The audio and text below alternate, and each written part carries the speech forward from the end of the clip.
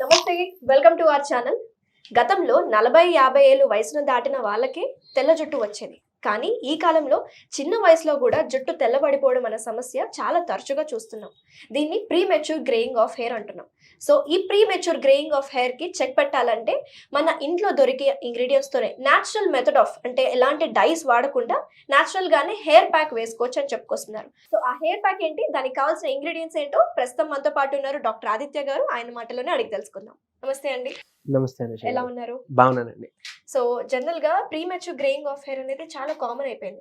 Present ఉన్న generation లో అయితే పొల్యూషన్ కానీ లైఫ్ స్టైల్ కానీ అదొక్కటే కారణమా ఈ జుట్టు తెల్లబడడానికి? ఇంకా వేరే ఏదైనా రీజన్స్ ఉన్నాయా? కొంతమందిలో మీరు చెప్పిన రీజన్స్ తో పాటు జన్యుపరంగా అంటే జెనెటికల్ ఇది కూడా ఉందండి. సో చాలా మందికి ఆ జన్యుపరంగా వాళ్ళ ఫ్యామిలీ హిస్టరీలో ఉండడం వల్ల కూడా వచ్చే అవకాశం ఉంది. అంటే ఏజ్ పైబడకుండానే టీనేజ్ లోను, లేకపోతే కొంతమందిలో చిన్న పిల్లల్లో 8 సంవత్సరాలు 12 సంవత్సరాలు ఆ పిల్లల్లో కూడా హెయిర్ ఫాల్ అయిపోయి గ్రేయింగ్ అయిపోయి సో అలాంటి చాలా మంది ఇబ్బంది పడే కండిషన్స్ కూడా కేసెస్ కూడా నేను చూసాను. అవునండి, నేను కూడా మా నైబర్ 12 ఇయర్స్ అబ్బాయికి సో మొత్తం తెల్లగా ఉంటది. ఎందుకు నీకు ఎలా వచ్చింది అని అడిగా. మీ ఇంట్లో మీ ఫ్యామిలీలో ఎవరికన్నా ఉందంటే లేదు, నాకే వచ్చిందని చెప్పుకొచ్చాడు. ఇంకోటి మీరు అన్నట్టు అంటే పొల్యూషన్ ఎక్స్పోజర్ కూడా ఒక ఇది. తర్వాత బాడీలో న్యూట్రిషన్ డెఫిషియన్సీ. ఇంకొకటి నేను ఎప్పుడూ చెప్తున్నట్టు లివర్ హెల్త్ కూడా చాలా ఇంపార్టెంట్. ఎక్స్టర్నల్ గా వచ్చే ఏదైనా, అది స్కిన్ ర్యాష్ అవ్వచ్చు, లేకపోతే హెయిర్ ఫాల్ అవ్వచ్చు, లేదంటే ప్రీమెచ్యూర్ గ్రేయింగ్ అవ్వచ్చు. సో ఇవేవైనా కూడా మన లివర్ హెల్త్ బాగుంటే, గట్ హెల్త్ బాగుంటే గనక ఈ బోత్ మనకి సపోర్ట్ చేసి ఎక్స్టర్నల్ గా మనకి అది రెసిప్రోకేట్ అవుతాయి. సో ఆ లివర్ హెల్త్ కూడా చాలా ఇంపార్టెంట్. అది బాగోకపోయినా ఇలా చిన్నపిల్లలు అండ్ ఈవెన్ పెద్దవాళ్ళలో కూడా అందుకే చూస్తాం. సో అయితే లివర్ హెల్త్ అనేది కూడా ఇంపార్టెంట్ అంటారు. మరి దీని రూట్ కాజ్ అయితే లివర్ దగ్గర ఉంది. సో మన లివర్ ని హెల్తీగా ఉంచుకోవాలంటే మనం తీసుకోవాల్సిన ఆహారం కావచ్చు, డిటాక్స్ చేసుకోవాలంటే చేసుకునే పద్ధతులు ఏమైనా ఉన్నాయంటారా? ఎస్, ఇప్పుడు మనకి ఈ లివర్ డిటాక్సిఫైయింగ్ కి చాలా బాగా యూజ్ అయ్యేది ఒకటి టర్మరిక్, ఇంకొకటి వేపాకులు. సో పరగడుపున అంటే రోజు అవసరం లేదు, ఎవ్రీ మంత్ ఒక 4 to 5 days పెట్టుకోండి. ఒక 4-5 ఆకులు చక్కగా నవిలి తినేసేయచ్చు. లేదు అలా చేయలేము అని అనుకునే వాళ్ళు, ఎందుకంటే చాలా చేదు ఉంటుంది కాబట్టి ప్రాబ్లం లేదు, అది పేస్ట్ లా చేసేసి నూరేసి బాల్స్ లా పిల్స్ లా చేసేసి మీరు మింగేసి వాటర్ తాగినా పర్వాలేదు. నీమ్ అండ్ టర్మరిక్, పసుపు, అలానే వేపాకు, ఇలా చేయడం ద్వారా లివర్ డిటాక్సిఫై ఖచ్చితంగా అవుతుంది. బ్లడ్ ప్యూరిఫై అవుతుంది.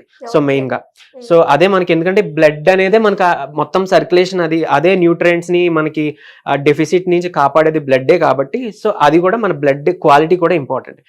సో అలానే మనకి ఎక్స్టర్నల్ గా అప్లై చేసుకునేవి ఉన్నాయి, అలానే ఇందులో కొన్ని ఇంటర్నల్ గా మనం తీసుకునేవి కూడా ఉన్నాయి. సో అది కూడా నేను చెప్పబోతున్నాను. ఫస్ట్ అయితే మనం ఎక్స్టర్నల్ అప్లికేషన్ గురించి మాట్లాడుకుందాం. దీనికి కావాల్సిన ఇంగ్రీడియంట్స్ ఏంటో ఒకసారి మా వ్యూవర్స్ కి ఎక్స్ప్లెయిన్ చేస్తారా? ఎస్, సో ఇంగ్రీడియంట్స్ లో మొదటిది హెన్నా. సో హెన్నా అంటే చాలా మంది ఓన్లీ కలర్ డై కోసం అని అనుకుంటారు కదా. సో అదొకటే కాదు, దీంట్లో చాలా బెనిఫిట్స్ ఉన్నాయి. ఎంతమందికి తెలుసో లేదో నాకు తెలియదు. మన స్కాల్ప్ లో వచ్చే ఆయిల్ ఏదైతే యూజ్ అవుతుందో ఆ ఆయిల్ pH ని బ్యాలెన్స్ చేసే గుణం మన ఈ హెన్నా పౌడర్ కు ఉంటుంది. కాదు డాక్టర్ గారు, చాలా మందికి హెన్నా పడదు కదా, మరి దానికి ఆల్టర్నేటివ్ ఏమైనా ఉంటుందా? సో అది కూడా చెప్పబోతున్నాను. సో ఇరిటేషన్ అంటే హెన్నా ఇరిటేషన్, హెన్నా పడిన వాళ్ళకి ఏం చేయొచ్చు అని ఆల్టర్నేటివ్ కూడా చెప్పబోతున్నాను. సో హెన్నా గురించి ఫస్ట్ చూసుకుంటే ఈ బెనిఫిట్ లో అదొకటి. తర్వాత మన న్యాచురల్ గా హెయిర్ గ్రోత్ కి హెల్ప్ చేస్తుంది, అలానే మన హెయిర్ న్యాచురల్ కలర్ ఏదైతే ఉందో అది ప్రొటెక్ట్ చేయడానికి కూడా హెల్ప్ అవుతుంది అనమాట. చాలా మంది పెట్టుకోకంటే బ్రౌన్ అయిపోతుంది, ఇదేమి మా కలర్ ని ఎందుకు ఇది చేస్తుంది అని అనుకుంటారు, కానీ దీనికి ఒక ప్రోటీన్ సప్లై కూడా సప్లైగా కూడా పనిచేస్తుంది అనమాట. సో అందుకని హెన్నా తీసుకుంటున్నాం మనం. తర్వాత ఉసిరి అందరికీ తెలిసిందే. సో మనం ఉసిరి అనేది వైటమిన్ సి రిచ్ గా మాట్లాడుకుంటాం, అలానే హెయిర్ గ్రోత్ కి చాలా ఇంపార్టెంట్. అంటే ఉసిరి కాయలు మనం ఇంటర్నల్ గా తీసుకున్నా, లేదంటే ఉసిరి సిరప్ ఉంటుంది, ఉసిరి జ్యూస్, లేదంటే ఉసిరి పొడి కషాయంని మనం ఇంటర్నల్ గా తీసుకున్నా ఒకటి లివర్ డిటాక్సిఫై అవుతుంది, హెయిర్ గ్రోత్ కి లోపల నుంచి న్యూట్రిషన్ సప్లై ఇస్తూ మన హెయిర్ గ్రోత్ కి హెల్ప్ చేస్తుంది. దీన్ని ఎక్స్టర్నల్ గా కూడా అప్లై చేయబోతున్నాం. సో అందుకని ఈ ఉసిరి పౌడర్ ని కూడా తీసుకుంటున్నాం. తర్వాత వేపాకు. సో కొంతమందికి స్కాల్ప్ లో అంటే ఇన్ఫెక్షన్స్ రావచ్చు, డాండ్రఫ్ ఉండొచ్చు, scalp infections, fungal infections, so వాటి నుంచి కూడా కాపాడుతూ, తర్వాత ఇది ఏమంటారు మన స్ప్లిట్ ఎండ్స్ ని వాటిని కూడా ఏమంటారు తగ్గిస్తుంది. అలాగే మన హెయిర్ గ్రోత్ కి ఒక మంచి సప్లిమెంట్, న్యూట్రిషన్ సప్లిమెంట్ గా కూడా ఇది హెల్ప్ అవుతుంది అనమాట నీమ్. అయితే జనరల్ గా ఇప్పుడు మనము గ్రేయింగ్ ఆఫ్ హెయిర్ కే కాదు, అలాగే డాండ్రఫ్ కి, హెయిర్ ఫాల్ కంట్రోల్ అవ్వడానికి కూడా ఉపయోగపడుతుంది. అవును, ఉపయోగపడుతుంది. ఇంకొకటి, కొంతమందికి ఫ్రిజీ హెయిర్ ఉంటుంది. ఫిజీ హెయిర్ ఆ డ్రైనెస్ వల్ల కొంచెం చిక్కులు పడిపోయి లేకపోతే ఫిజీగా ఉంటుంది కదా, అలాంటి వాళ్ళకి సాఫ్ట్ చేయడం కోసం మనం చక్కగా మంచిగా మనం పెరుగు తీసుకుంటున్నాం. ఈ పెరుగు దానికి యూజ్ అవుతుంది అనమాట. అండ్ ఆబ్వియస్లీ న్యూట్రిషన్ సప్లై కింద కూడా హెల్ప్ అవుతుంది. సో ఇప్పుడు హెన్నా కొంతమందికి పడదు అన్న వాళ్ళు గుంట గలగర మీరు వినుంటారు, బ్రింగరాజ్. సో హెన్నాని రీప్లేస్ చేసుకుంటూ బ్రింగరాజ్ ఆ గుంట గలగర పౌడర్ ని మనం దీంట్లో ఇంక్లూడ్ చేసుకోవచ్చు. సో అలానే ఇది క్వాంటిటీస్ కూడా మనం ఆబ్వియస్లీ నేను చెప్తాను, క్వాంటిటీస్ కూడా చాలా ఇంపార్టెంట్. అంటే మనం తీసుకున్నాం కదా అని అన్ని ఎక్కువ మోతాదులో కలపకూడదు. అతివృష్టి అనావృష్టి అంటారు కదా, సో అలా. సో అయితే ఇక్కడ మీరు చూపించిన విధానంగా అయితే ఇక్కడ హెన్నా అయితే ఎక్కువ క్వాంటిటీలో కనిపిస్తుంది. సో బ్రింగరాజ్ కూడా ఇలానే సేమ్ హెన్నా ఎంత క్వాంటిటీ తీసుకున్నాం అలా తీసుకోవాలా? అంటే ఇది యాక్చువల్ గా లాంగ్ హెయిర్ వాళ్ళు అంటే ఫిమేల్స్ కి ఎక్కువ హెయిర్ ఉంటుంది కాబట్టి, సో ఎక్కువ మోతాదు పడుతుంది కాబట్టి ఇంత తీసుకొని చూపించాను. బట్ అంటే మీ హెయిర్ ఇప్పుడు అంటే ఆల్రెడీ కొంచెం హెయిర్ ఫాల్ అవుతుంది, కొంచెం పలచబడింది అనేవాళ్ళు మీకు తగినంత మాత్రం తీసుకోండి. సో ఎంత తీసుకోవాలి అని అంటే, సో హెన్నా కానీ లేదంటే బ్రింగరాజ్ కానీ ఏదైతే ఉందో 3 to 4 టేబుల్ స్పూన్స్ మనం తీసుకుంటాం. ఇది ఫైన్ గా గ్రైండ్ చేసుకునేది అయితే ఇంకా బెటర్, ఈజీగా అప్లైకి బాగుంటుంది.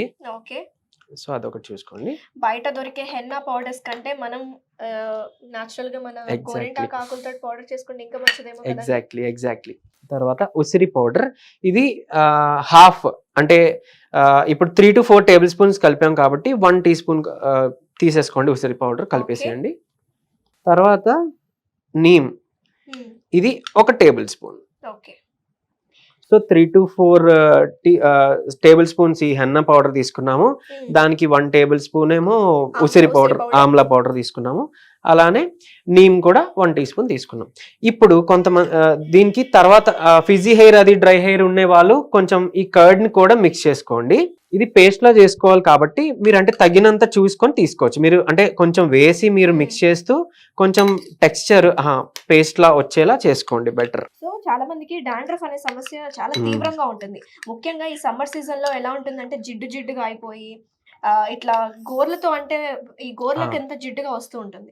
సో అప్పుడు మీరు ఈ నీమ్ ని ఎక్కువ యాడ్ చేసుకోవచ్చు. అండ్ అందులో హెన్నా పడిన వాళ్ళకైతే ఆయిల్ pH అదంతా కూడా బ్యాలెన్స్ అయిపోతుందని చెప్పాను కదా, అది పర్వాలేదు. ఇఫ్ హెన్నా లేదు అని అనుకునే వాళ్ళకి, హెన్నా ఇరిటేటెడ్ అని అనుకునే వాళ్ళకి నీమ్ తీసుకోవచ్చు.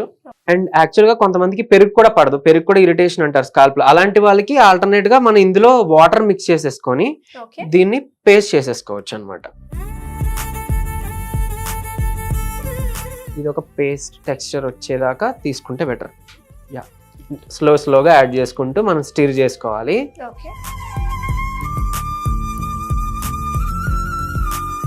మరీ పల్చగా కాకుండా అలానే మరీ థిక్గా కాకుండా చూసుకోండి. కొంచెం పడతాయి వాటర్ కదా, కొంచెం పడతాయి.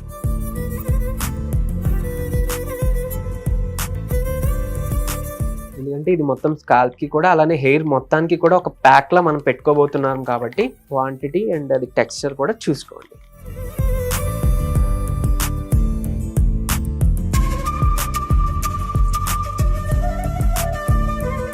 అప్లికేషన్ అండి, ఎన్ని అవర్స్ పెట్టుకోవాలి, ఎంతసేపు ఉంచుకోవాలి?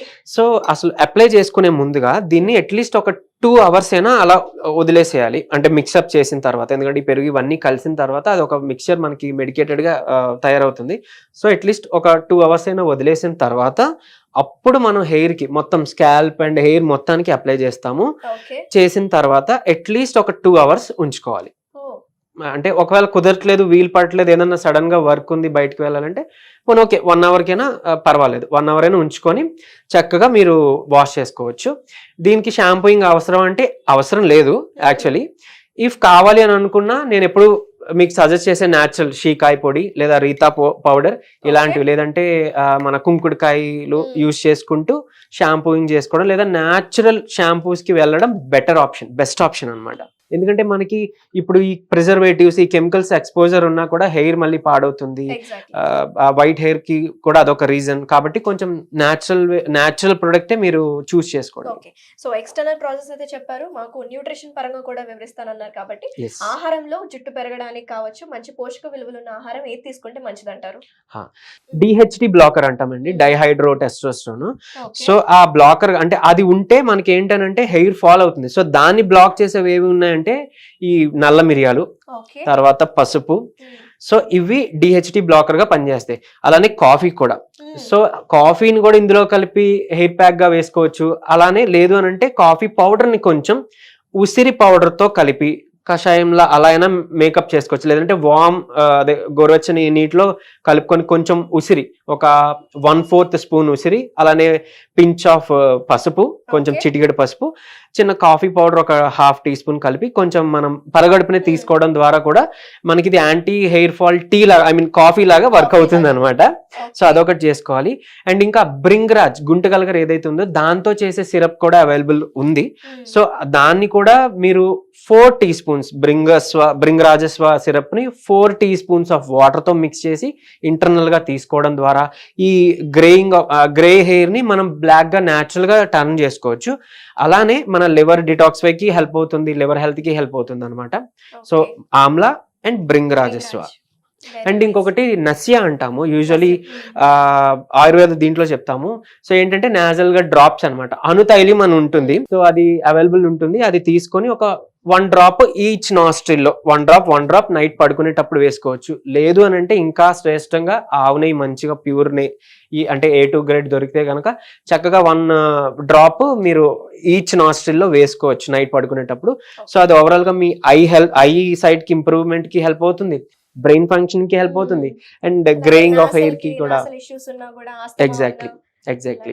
అండ్ సమ్మర్ సీజన్ అది కాబట్టి గీ యూస్ చేసుకుంటే నాజల్ దీనికి చాలా శ్రేష్టం అన్నమాట. అది కూడా చేసుకోవచ్చు. వెరీ నైస్ అండి, thank you so much doctor గారు.